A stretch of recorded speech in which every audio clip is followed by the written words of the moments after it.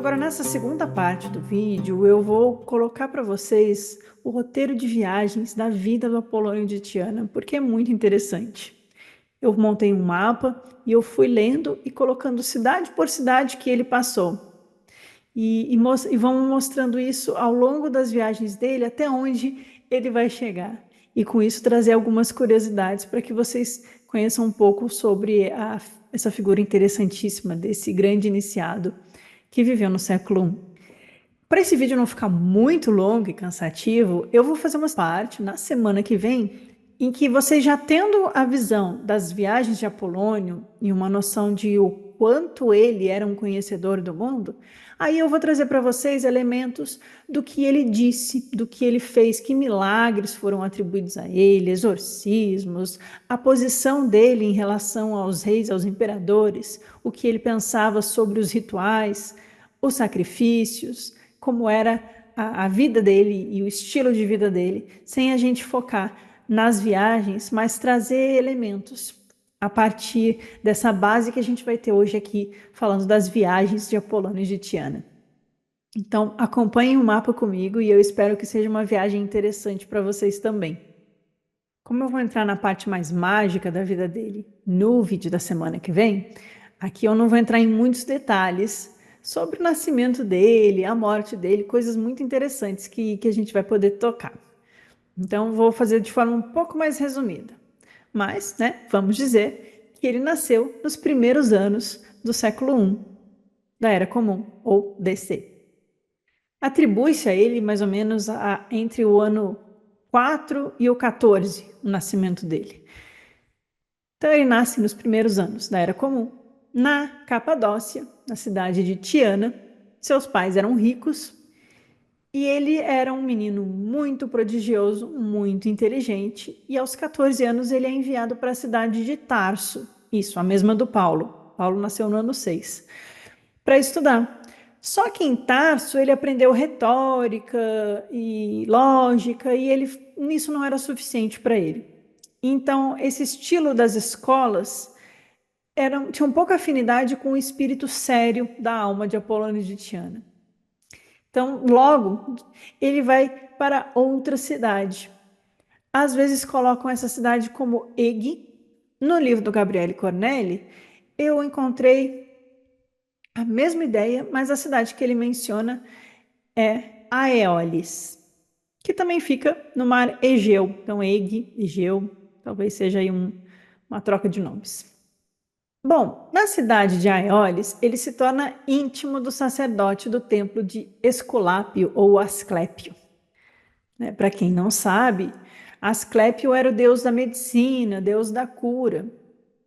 Em algumas versões do mito de Asclépio, ele é apontado como sendo filho do deus Apolo.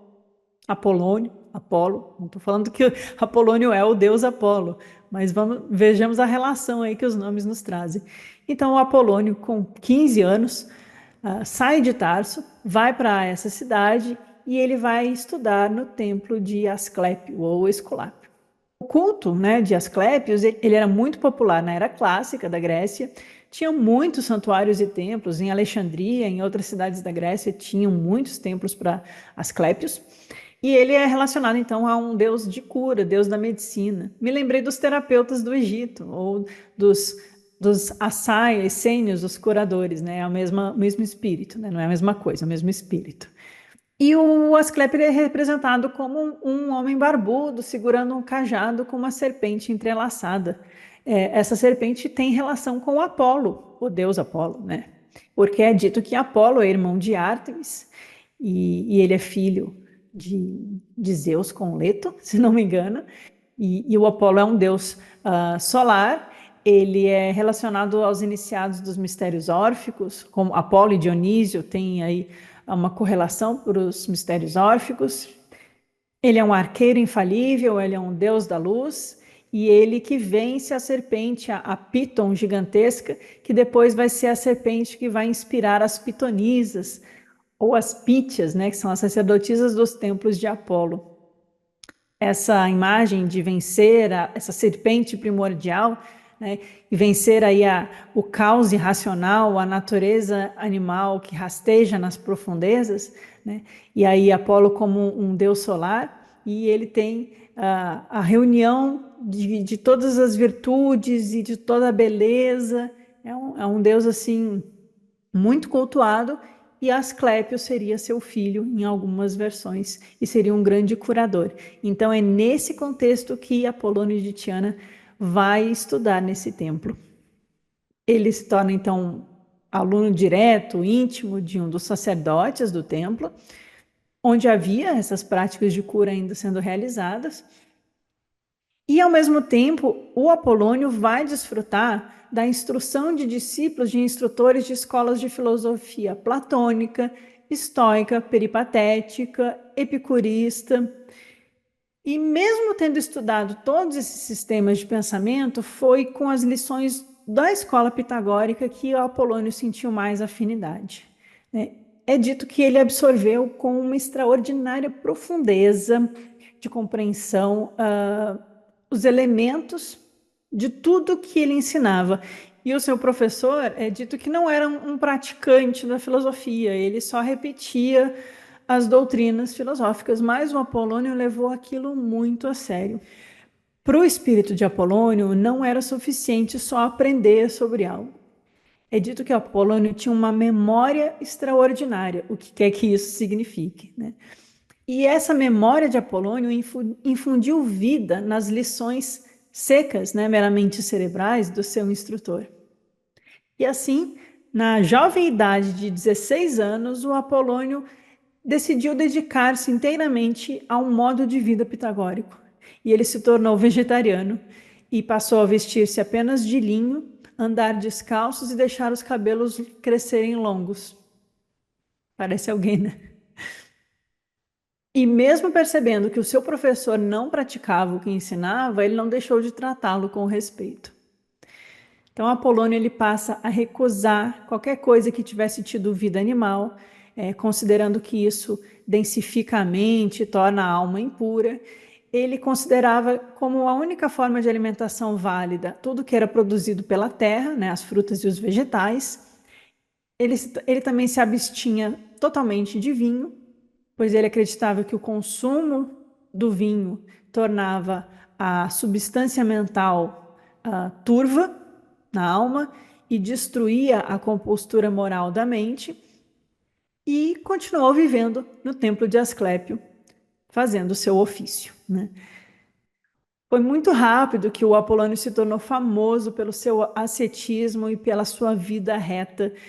E as pessoas da Sicília, né, mais tarde, diziam assim: apressem-se para ir ver o jovem, né? Se tornou uma expressão, o jovem está na cidade, vamos lá ver o jovem, né? Com 20 anos, esse jovem, Apolônio de Tiana, perdeu seu pai, a sua mãe já havia falecido, e deixou uma considerável fortuna de herança. Só que o Apolônio tinha um irmão mais velho, e é dito no Vita Apolônio que o irmão de Tiana era de natureza selvagem e propensa aos prazeres do mundo, né? Então, Apolônio, sendo mais novo, continua a morar nessa cidade com o templo de Esculápio, onde esse local havia se tornado um movimentado centro de estudos, provavelmente por causa da presença dele lá também, e ele já praticava discursos filosóficos. Mas ele decide voltar para Tiana para tentar salvar o seu irmão de uma vida cheia de vícios. O seu irmão já tinha acabado com boa parte da herança, gastando à torta e à direito, e o Apolônio, dando gentis conselhos e sendo muito generoso, doando sua parte da herança para o irmão Gastão, ele, com seus conselhos e com a sua generosidade, ele consegue reverter o seu irmão a uma humanidade mais correta, mais pé no chão, mais ética, né? Então parece que ele devotou algum tempo para colocar os assuntos da família em ordem, como é necessário em todo mundo que está nesse mundo. E, tendo resolvido as questões com o irmão, ele pegou o restante da sua herança, né, como eu havia dito, os pais do Apolônio eram ricos, e distribuiu entre parênteses e manteve só um pouquinho para ele, dizendo que ele precisava de pouco e que ele jamais se casaria. Logo depois, o Apolônio vai para Sicília e ele faz um voto de silêncio, né, inspirado pelo modo de vida pitagórico, os acusmaticoi, que é o nome do grupo de membros aqui, na primeira categoria de membros, né, os ouvintes. Mas vocês não precisam fazer voto de silêncio, tá bom? O Apolônio faz um voto de silêncio por 5 anos e determinou-se que não escreveria sobre filosofia antes de ter passado por toda a disciplina ética para um verdadeiro pitagórico. Mas não foi fácil para ele ficar 5 anos em silêncio. Ele tinha uma aparência estranha, ele não se vestia como os demais, ele deixava seus cabelos longos, ele andava descalço, ele não ligava muito para as coisas materiais e ele não se alimentava como os demais. Então, ele atraía, às vezes, piadas jocosas, ele era alvo, né, da população ou de outros eruditos da época, e ele, quietinho, aprendeu a ter temperança, a controlar as suas emoções, ainda muito jovem, né, já 20 anos, mais ou menos. Ele foi adquirindo essa estabilidade, essa paz interior, de não rebater as insolências, não rebater as ofensas, e sempre conteve suas palavras com um coração calmo, né? E mantendo a língua quieta para cumprir os seus votos. Passado esses 5 anos de silêncio, o Apolônio vai para Antioquia, que é ali da região da Síria.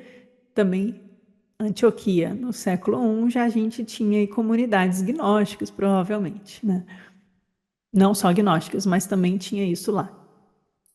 E da Antioquia é interessante que o Filósofo menciona que o Apolônio passou um tempo entre os árabes e que foi instruído por eles. Diz o Filósofo que por Arábia ele entende o sul da Palestina, que nessa época acolhia numerosas comunidades místicas, né? Não havia muçulmanos nessa época, né? Só lembrando, eram árabes do povo árabe.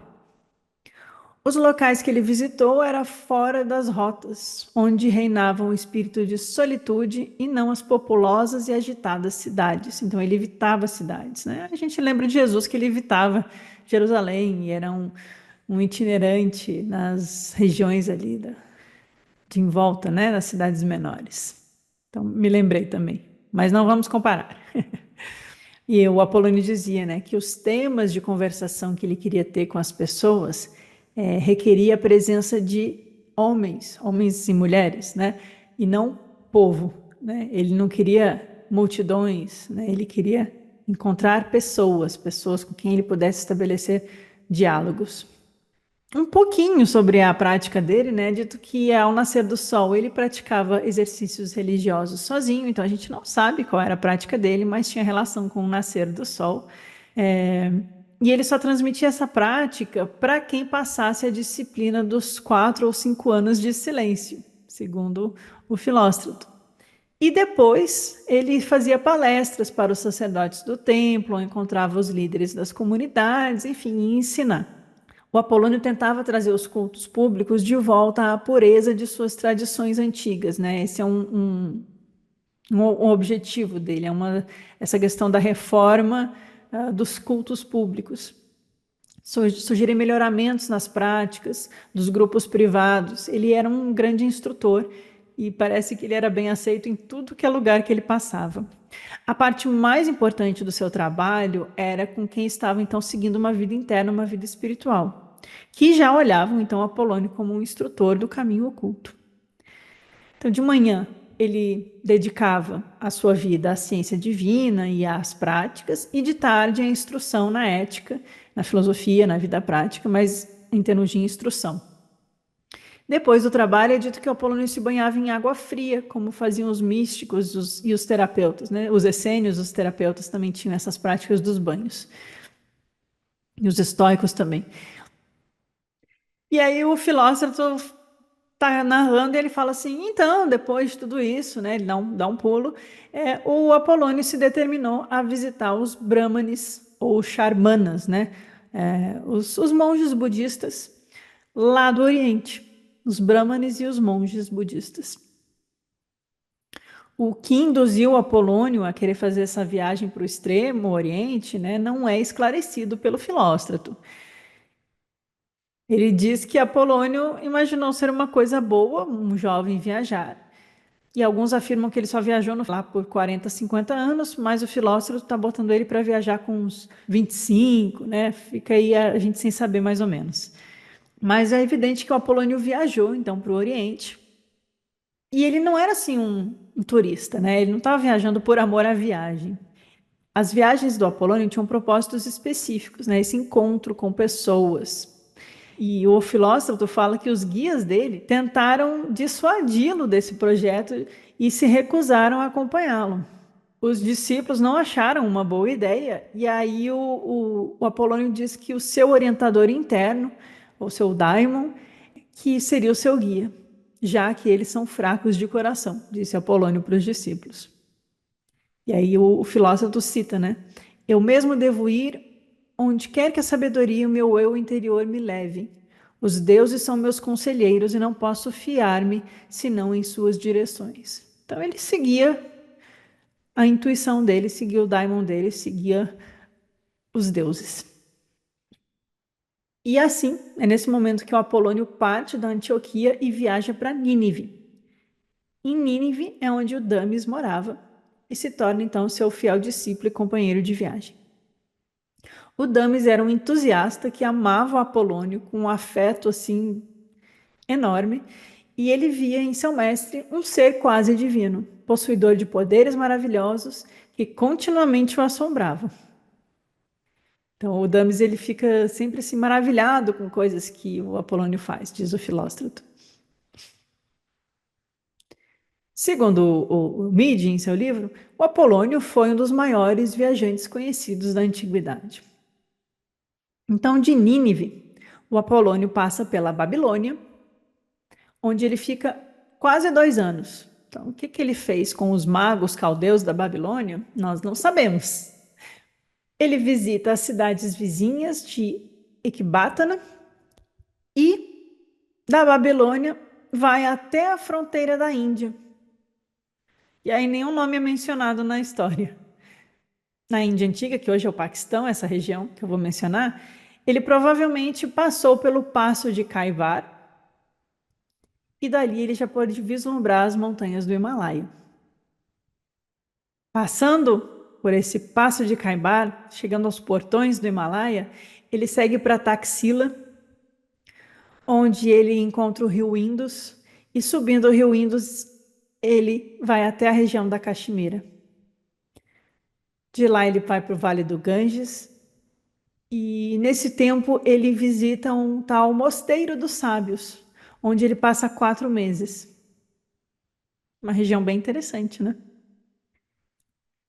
Esse mosteiro provavelmente se localizava na Caxemira ou no Nepal, então ali entre subindo o Indus, na nascente do Indus ou o Vale do Ganges, né? Norte da Índia, Caxemira, é onde localizava esse mosteiro provavelmente. E o Dames escreve que seria nas montanhas. Há um nome que a gente pode ler como Bharata, que nem Mahabharata, né? Bharata é esse nome genérico do norte da Índia, da origem, né? O Mahabharata é o texto clássico da Índia Antiga, né? Que tem os Vedas. Então, Bharata seria esse nome, essa região sagrada, onde o Apolônio teria ido e passado 4 meses. O mais provável é que fossem regiões de mosteiros budistas muito reservados. O século I, esse século que o Apolônio está vivendo, é uma época de reavivamento do budismo Mahayana, o budismo sânscrito, diferente do budismo Pali. Né? O budismo Mahayana vai trazer elementos mais filosóficos para a tradição budista antiga, e ele está justamente surgindo com muita força no século I DC, no norte da Índia, Kashmir. Vão começar a aparecer os escritos dos Sutras Prajnaparamitas, que depois vão dar continuidade a essa tradição do budismo Mahayana, o Sutra do Diamante, o Sutra do Coração, e a ênfase do budismo no século I DC vai deixar de ser apenas a liberação do samsara e as 4 nobres verdades, e vai ter uma ênfase muito grande na prática das virtudes, as 6 paramitas, E como diz o próprio nome, os sutras Prajna, Paramitas, Prajna é essa figura da sabedoria, que a gente pode falar como uma sabedoria feminina, né? Prajna, a sabedoria, que seria a última paramita. E também a ênfase muito grande na compaixão, na importância da amorosidade, na compaixão, na mente altruísta bodhicitta. É justamente no século I que isso está muito forte no norte da Índia, em Caxemir, e é no século I que Apolônio de Tiana vai para a Índia e Caxemir e passa 4 meses em um mosteiro secreto, onde ele é recebido por um abade do mosteiro que o recebe falando grego e chamando-o pelo nome. Que história fantástica, né? Diz o Filóstrato que o Apolônio então vai à Índia com um propósito e volta de lá com uma missão diferente. E diz que o Apolônio teria falado sobre os seus instrutores. Sempre me lembro de meus mestres e viajo por todo o mundo ensinando o que aprendi com eles. E aí o texto diz que o Dames talvez tenha achado que o Apolônio estava falando também dos gimnosofistas, ou esses filósofos nus. Tem um vídeo aqui no canal que é uma palestra do professor Alberto Brum sobre Porfírio, o neoplatônico, e os gimnosofistas da Índia. Os gimnosofistas têm relação com esses ascetas, esses brahmanes que praticavam yoga, e eles vieram do Oriente, na época do rei Ashoka, século III AC, tinham rotas de monges budistas e ascetas e brahmanes e yogis que vieram do Oriente e foram habitar as regiões da Grécia, da Palestina, do Egito e ficaram por lá. O Porfírio menciona em Alexandria esses gimnosofistas.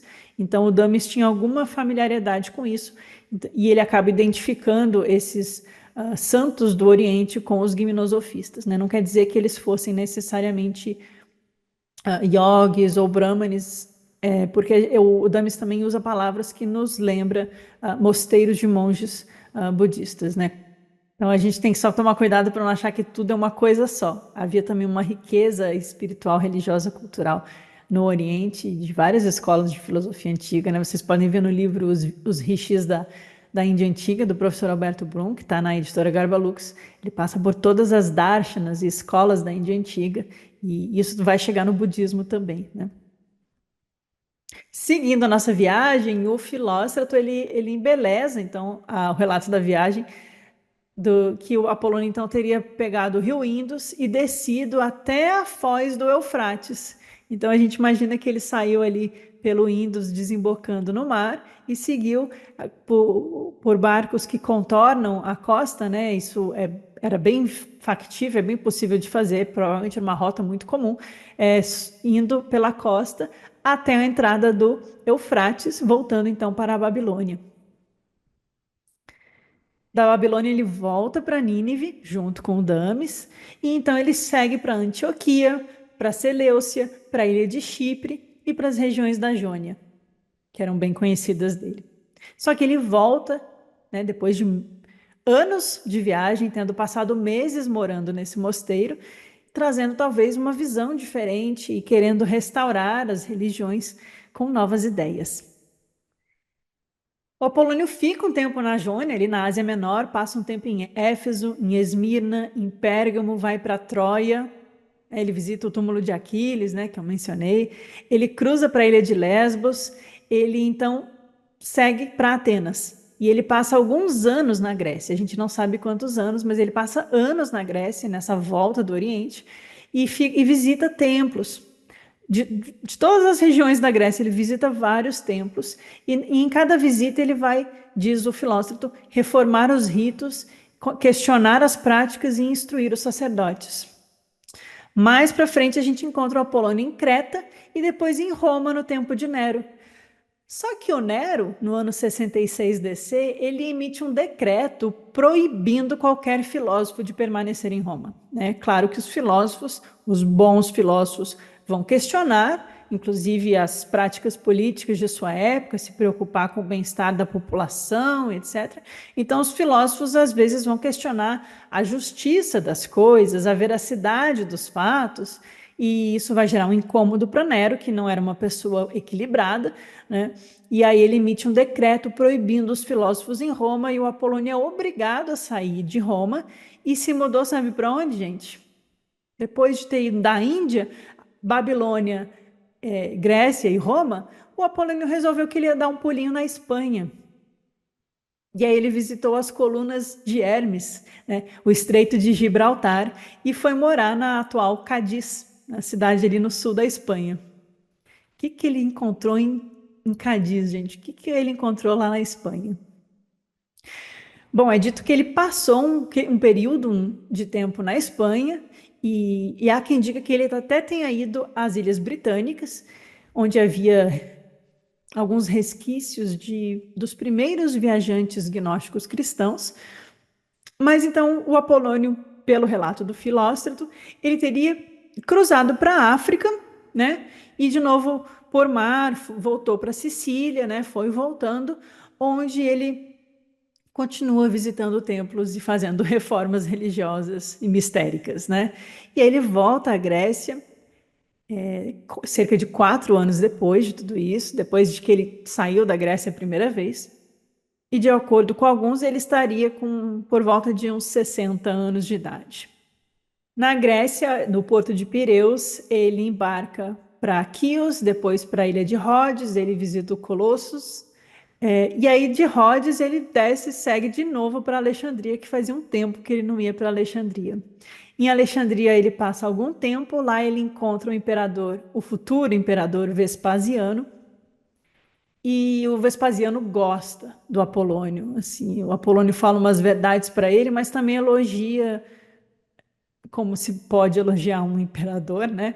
Mas ele tenta manter assim. O imperador toma atitudes que não são muito tirânicas ou cruéis, e o Apolônio elogia para que ele mantenha nessa linha não tirânica, né? Para reforço positivo para o imperador, né? Apolônio é um educador. E aí é que é interessante, gente. Ele passa um tempo em Alexandria, encontra o futuro imperador Vespasiano e decide fazer uma viagem longa. Sabe para onde? Para o sul do Egito, subindo o Nilo, né? Descendo no mapa, mas subindo até a nascente do Nilo. Ele vai até a Etiópia. Ele visita as cataratas da Etiópia, lá onde tem a nascente do rio Nilo.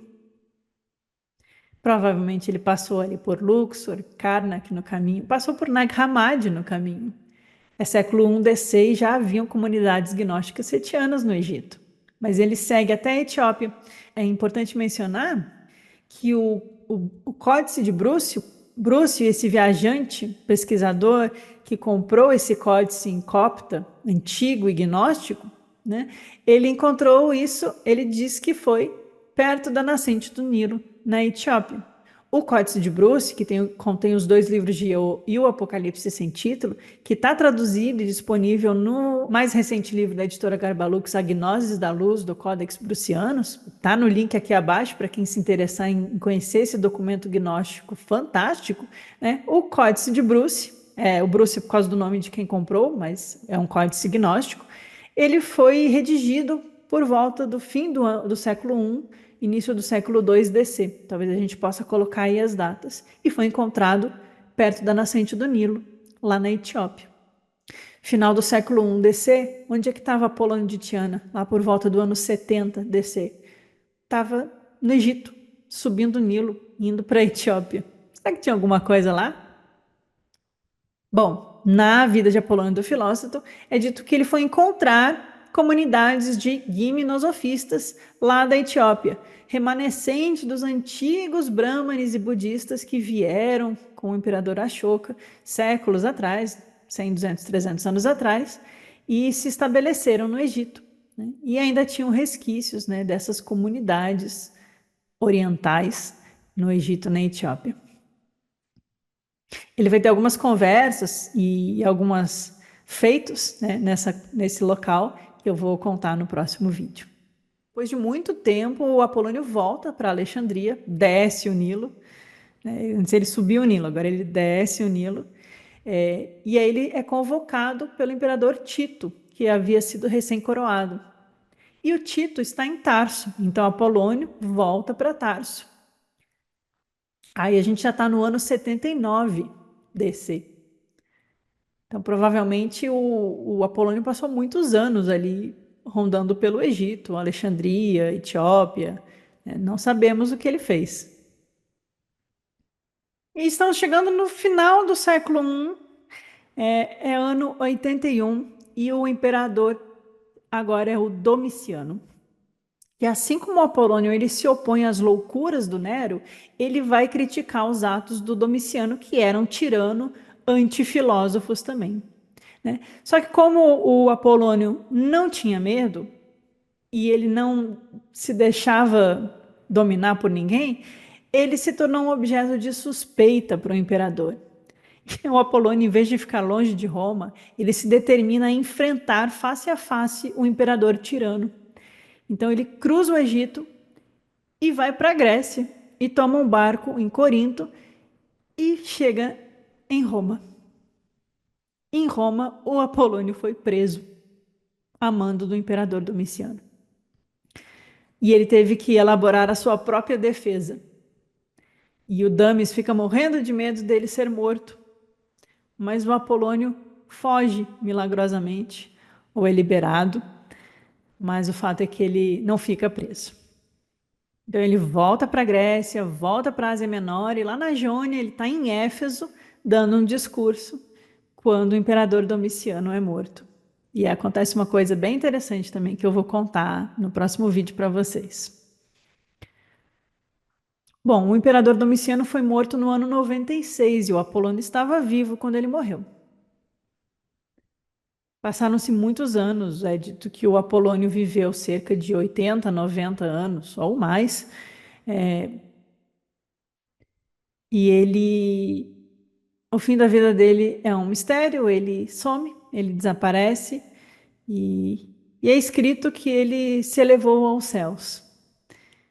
Então, essa é a história sobre as viagens de Apolônio de Tiana, o sábio, filósofo, mago, teurgo, neopitagórico, amigo dos orientais, dos gimnosofistas, dos templos de escolas de mistérios, uma figura muito interessante, muito respeitada na antiguidade, muito ética, que peitou os imperadores e tinha um modo de vida muito correto.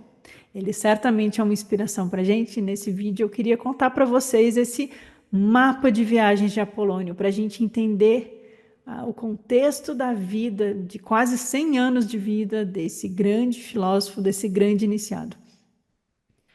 No próximo vídeo eu vou contar para vocês então sobre os milagres, os exorcismos, os ditos, trazer parte das coisas que o Apolônio falava e as coisas que foram ditas sobre ele, sem a gente se focar nas viagens, mas vocês agora já tendo ideia de com quem ele esteve, por onde ele passou e um geral da vida dele, para a gente entender agora com mais profundidade a parte da vivência do Apolônio de Tiana, o modo de vida de Apolônio de Tiana e o que ele estava fazendo no século I DC e com quem ele estava se associando. Espero que vocês tenham gostado do vídeo ou atiçado um pouco a curiosidade para conhecer um pouco mais esse filósofo. Eu acho ele intrigante, fascinante e sempre me atraiu muito a figura de Apolônio de Tiana. Eu vou deixar aqui embaixo as recomendações dos livros que eu consultei, que vocês também podem ler e se aprofundar. Eu fiz só um resumo e eu espero que vocês estejam aqui comigo também no próximo vídeo, que a gente vai dar uma aprofundada então na biografia da Apolônio de Tiana, sem pensar muito na parte geográfica. Com os membros do canal, eu também quero fazer alguns comentários correlacionando Apolônio aqui com a parte cristã gnóstica. Então, se você também quiser se tornar membro, pode se juntar a nós. É só clicar no botão Seja Membro. Tem o grupo de bate-papo do Telegram e encontros ao vivo comigo no Zoom, semanais, mais ou menos. Então, obrigada por assistirem. Esse vídeo aqui foi gravado a pedido de muitos de vocês. Alguns pediram Apolônio de Tiana e eu até falei que não ia ser, mas depois eu repensei, porque eu posso mudar de ideia. E então, esse vídeo é em comemoração aos 50 mil inscritos do canal. Muita gente pede Apolônio de Tiana. Apolônio de Tiana é uma figura grandiosíssima e eu queria fazer bastante aqui para fazer um vídeo completo sobre ele, porque já tem muitos materiais assim curtos e mais apelativos falando dele. Eu queria que vocês conhecessem de fato a história de Apolônio de Tiana. E se vocês gostarem mesmo, aí vocês vão nos livros, nas fontes e vão ler a vida de Apolônio do Filósofo, que tem em português. É grande e é bem interessante de ler. Então, obrigada. Se você gostou desse vídeo, lembre de curtir, compartilhar nos seus grupos e chats e amigos. E até o próximo vídeo.